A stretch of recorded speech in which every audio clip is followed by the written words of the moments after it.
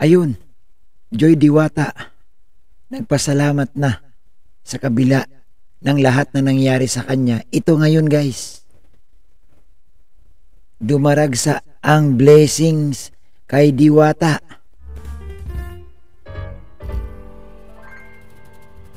So yun po yung ating pag-uusapan guys sa araw na ito. Muli, isang mapagpalang araw sa ating lahat, sa ating mga kababayan, sa ating mga OFW na lagi pong nandyan at nanonood. Isang mapagpalang araw sa inyong lahat. Mababasa nyo dyan, diba? Congratulations, Joy Aquino. I would like to inform you that you passed the qualifying exam on OECE. Ayan. So, ang ibig sabihin pala niyan guys, siyempre hindi man tayo bihasa pagdating sa ganyan. Ang ibig sabihin pala niyan, no? Officially candidate na po si Diwata sa capping and pinning. Ayan. So, talagang ano na ito, tuloy-tuloy na sa madaling sabi. Sa kabila ng lahat, di ba? Alam naman natin, alam mo may kasabihan talaga guys na kung sino pa yung sabi nga nila, binabas, kung sino pa yung nilalait-lait, ito na ngayon, si Diwata. Tuloy-tuloy ang blessings, tuloy-tuloy ang pagtulong ng mga sponsor sa kanya. Napakaganda, no? Napakagandang nangyari, no? Kay Diwata sa mga oras na ito, sa pagkakataong ito.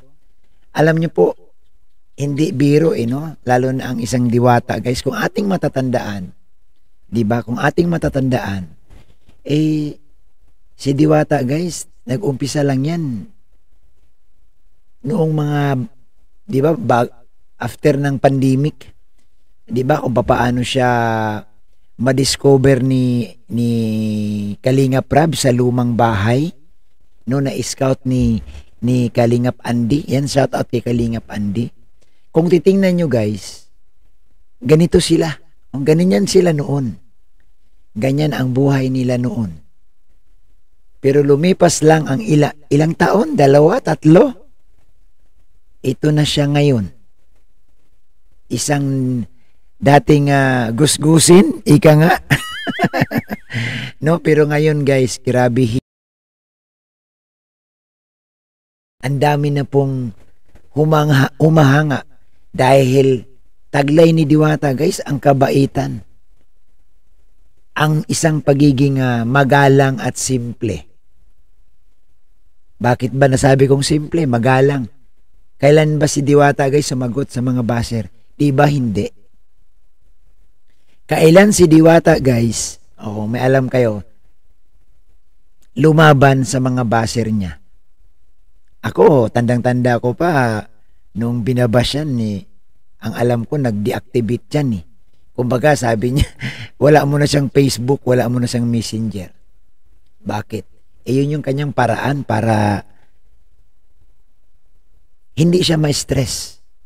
Di po ba? Pagkatapos ng lahat ng kanilang dinaranas noon, kahirapan ng buhay, nakatira sa isang bahay na tagpi-tagpi, walang maayos na matutulugan, walang maayos na matitirhan, hikahos, sa madaling sabi, hikahos.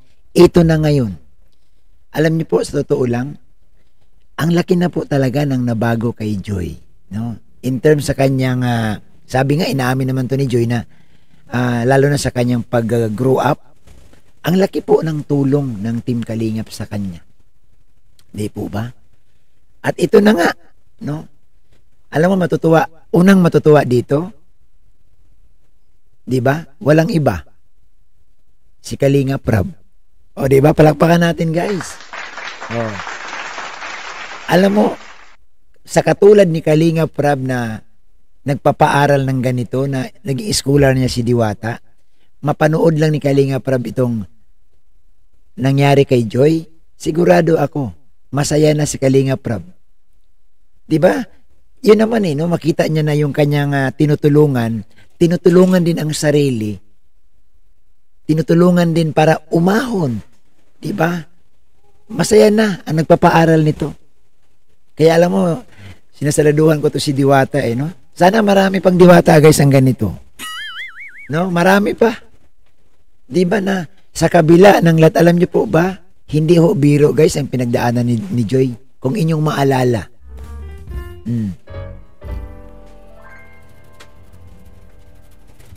Kung inyong maalala guys, sa lab team, kay Kalingap David, pero mukhang hindi man yun talaga nag-click kasi nga mukhang hindi man nasuportahan.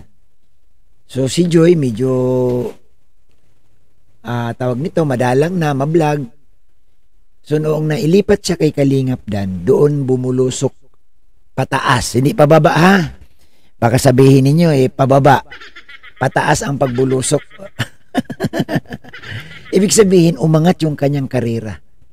Pero sa pag-angat ng kanyang karer, nagbago ba? Hindi. Binas si Diwata dahil sa nangyari, pinagbintangang mga agaw, pinagbintangan kung ano-ano na lang, nilait ang sarili. Diba? Ang daming mga hindi magagandang salita. Alam mo, tanda ko yan Tandang-tanda ko yan. Pero alam mo guys, nanatiling silent. Kumbaga, nanatiling tahimik ang isang Diwata. Pero di natin alam, ang puso nun dumudugo na.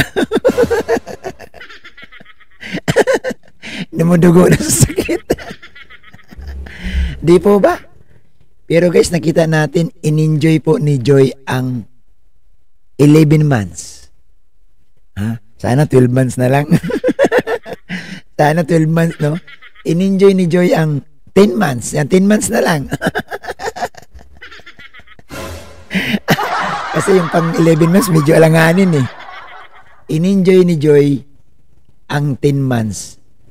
Nakapiling. Pero, pagdating po ng 11 months, yun, talagang nakaranas na naman si Joy ng pambabas. Alam mo ba guys, may nababasa ako Anyway, kung ako lang siguro, mahilig lang akong mag-content ng mga baser. Ang dami kong content. Kaso lang hindi ako mahilig mag-content ng baser. Mahilig lang ako magsako.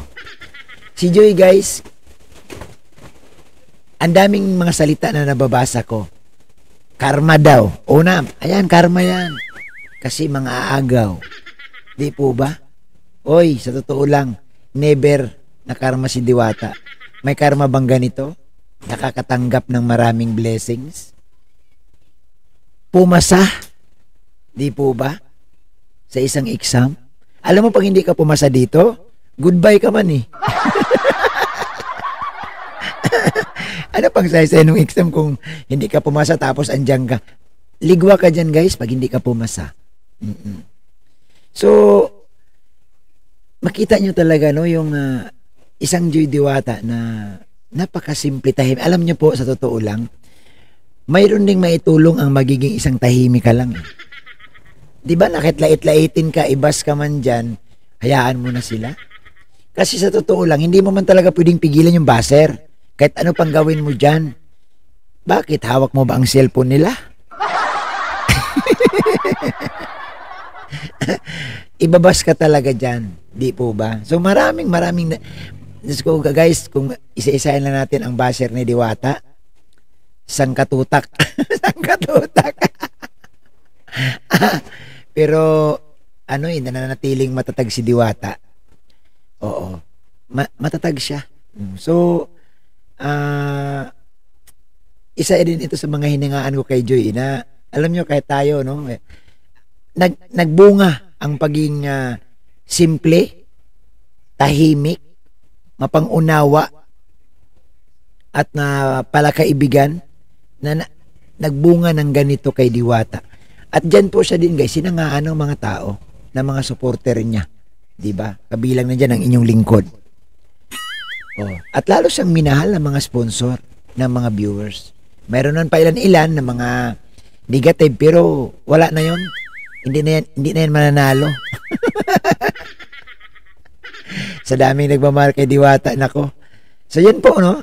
So talagang nakakatuwa lang kasi kailan lang, di ba? Tapos ito na siya ngayon, no? Alam mo guys, ang buhay talaga ng tao, bababa, tataas, bababa eh. No, si Joy naman, dumaranas din naman to, dumating sa punto ng kanyang karera na medyo nag-drop, di ba? Nung wala na siyang, bago siya ma-love team kay Dan, nung sa kay David na lang, nung medyo pababa na eh. Tapos nabash pa siya ng may time na babas pa siya, yung from Hong Kong. So, pero alam mo, ang ating tandaan dito, tingnan niyo si Joy, nananatiling sa kalingap, nananatiling nag-antay, nanatiling mabait at hindi nagbago. So, ang kapalit ito na. Yung pangarap ni Joy na makatapos, ito na eh, no? Nandyan na siya guys, ilang taon lang magjo-duty na ito sa mga hospital. Nako, baka kung saan ito mag-duty, doon ako magpa-check up para libre ako.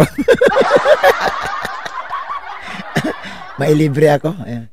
O, yan lang po muna guys ha. At ito papakita ko po sa inyo ha. Panoorin natin itong pasasalamat din ni Diwata sa mga tumulong sa kanya. So ito po yun. Mga ni Kuya Rab. Sa mga pabahay nila Kuya Rab. Grabe. Didistract ako. Lumayo ka so, dyan. Ayun. Wait lang. 1, 2, 3, go. Thank you so much po sa lahat po ng supporters, sa mga sponsors, sa Team Joynatics, sa Team International. Sana po ma-appreciate niyo po to kahit di ko po kayo may isa-isa. Thank you so much po sa lahat po ng mga supporters, sponsors, viewers, lahat-lahat po sa inyo kasi hanggang ngayon po grabe 2 years na ako sa Kalingap at damang-dama ko pa rin po yung pagmamahal ninyong lahat. Grabe! Ay, kaya sobrang thankful po ako and yan, konting tiis na lang makakagraduate ako at mapapatunayan ko sa lahat na kinaya ko at kaya ko. So di po ba guys, no? Napakaganda po ng mensahe ni Diwata, no? Na mapapatunayan niya na kaya niya at kinaya niya, no? Alam mo, maraming ibig sabihin si Diwata dyan eh. Kinaya niya ang mga nalalait sa kanya at kaya niya tapusin ang pag-aaral niya. So yun naman po guys yung ating reaction sa araw na ito.